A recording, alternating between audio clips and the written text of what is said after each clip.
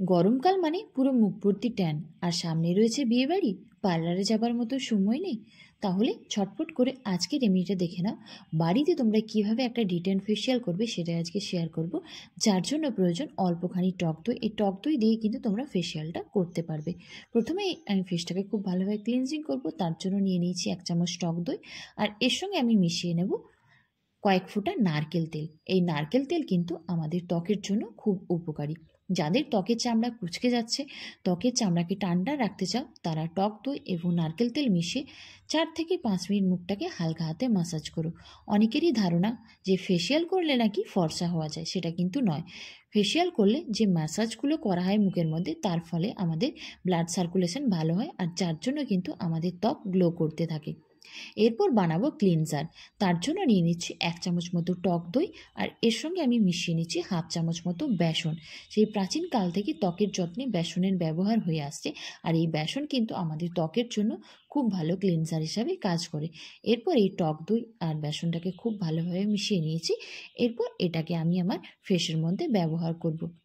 যাদের ত্বকের মধ্যে ব্ল্যাক হেডস এবং হোয়াইট হেডসের সমস্যা রয়েছে, তারা সপ্তাহে 2 থেকে 3 দিন টক দই আর বেসনকে মিশিয়ে ব্যবহার করো, দেখবে এই সমস্যা দূর হয়ে যাবে। যারা ফেসিয়ালটা করতে চাইছো না, যে বিশেষ করে ছেলেরা, তাদের এত ধৈর্য থাকে না, তারা কিন্তু এই 3টে স্টেপকে আলাদা আলাদাও করতে পারো। সপ্তাহে 2 থেকে 3 দিন এগুলো ব্যবহার করে দেখো, দেখবে ত্বকের মধ্যে থাকা ব্ল্যাক হেডস এবং হোয়াইট হেডসের সমস্যা, সান ট্যান, ব্রণের কালো দাগছোপ কিন্তু খুব সহজে দূর হয়ে যাবে। এরপর এটাকে হালকা হাতে 3 থেকে 4 মিনিট মুখটাকে ম্যাসাজ করে নিও। তারপর এটাকে কিছুক্ষণ মুখের মধ্যে রেখে দিও। যখন দেখবে এটা একটু শুকনো হয়ে গেছে, সেটাকে তোমরা নর্মাল জল দিয়ে ধুয়ে নিও। যদি তোমরা ফেসিয়ালটাকে করতে চাও তাহলে সপ্তাহে 1 দিন করো, আর যদি ফেসিয়ালটাকে না করতে চাও তাহলে 3টে স্টেপকে ফলো করতে পারো সপ্তাহে 2 থেকে 3 দিন। তো আমার এটা কিছুক্ষণ মুখে রাখা হয়ে গেছে, এরপর আমি এটাকে নর্মাল জল দিয়ে ধুয়ে নেব। তো আমার এখানে দ্বিতীয় স্টেপ কমপ্লিট।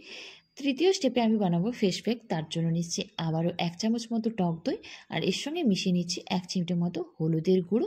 হলুদের গুঁড়ো কিন্তু আমাদের ত্বকের রঙকে উজ্জ্বল করতে সাহায্য করে। এর সঙ্গে মিশিয়ে নিচ্ছি আমি কয়েক ফোঁটা মধু।